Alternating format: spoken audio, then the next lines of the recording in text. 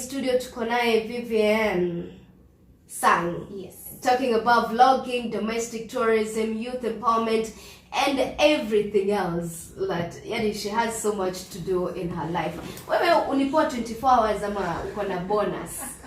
Hapana. 24 hours kama kila mtu mwingine. So una manage to divide your time where you need to vlog, where you need to go to school, to take care of monetary and evaluation, and also where you need to empower someone else? Unajua?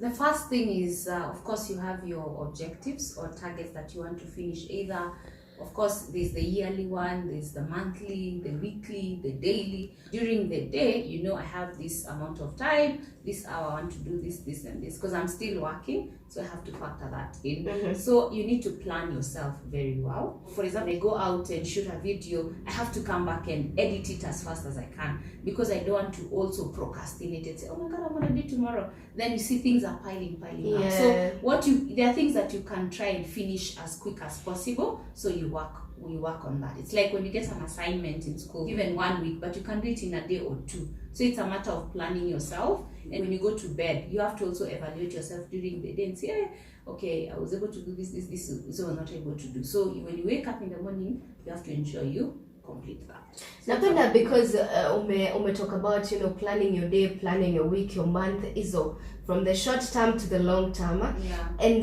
we're at a time in the year whereby sasa hivi watu wanaanza kuangalia zile New Year resolutions. Yes. At the beginning of 2019 zenye waliset kama wameweza kuachieve.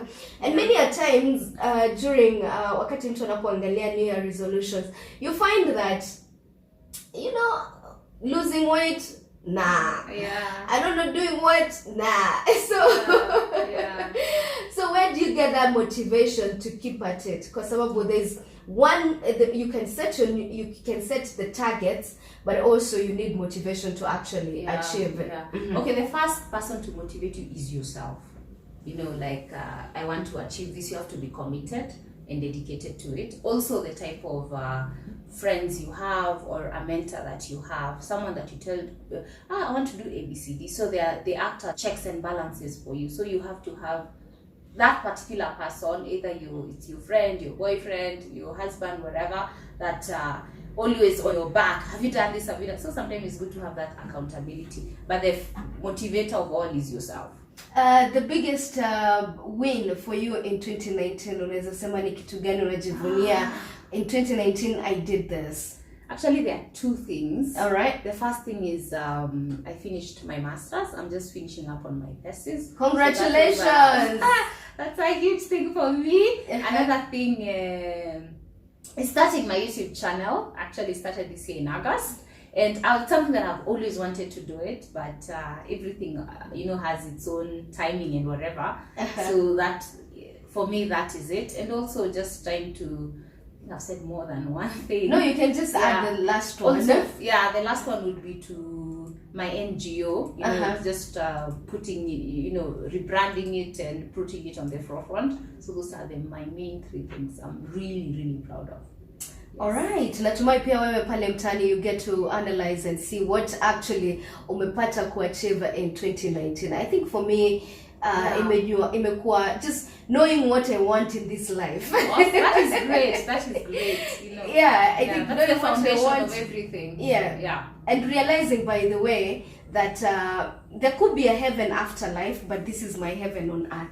Absolutely. Parting shot to that young person ambaye ako tune the end sasa hivi, amekuwa na maybe 1,000 things ambazo amekuwa akiplan that I want to do this in 2019. At 2019 now it's just tunamalizia na napata hajafanya anything.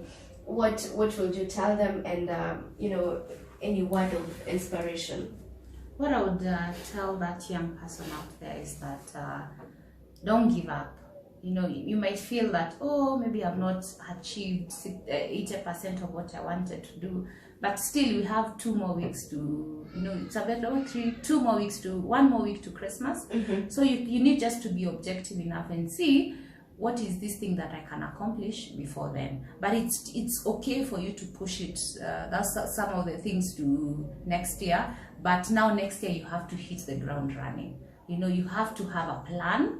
First, you have your own personal objectives, and if you have so many things you want to do, you have to look at what is more of a priority. Nini ndio muhimu sana kwako, uziandike chini. You divide in form of months.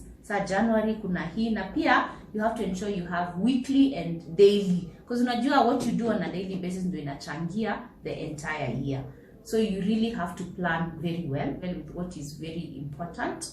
Yeah, and I think you'll be fine. Don't give up, and also evaluate yourself. Nini ilikuwa inanifanya nisifanye hii na hii? Maybe uko unatumia time yako vizuri. If you are going every Friday or every weekend out, there are some things now. Yeah, today there's some things now you can say hapana, nitawacha ni reduce na hii ndio niweze kufanya ABCD. Na pia surround yourself with watu wanaku encourage, because at the end of the year or at the end of the day you still have yourself, and you need to ensure that you're satisfied on the inside, that kweli ile tu nimefanya ile tunataka nimeipata. Now you know.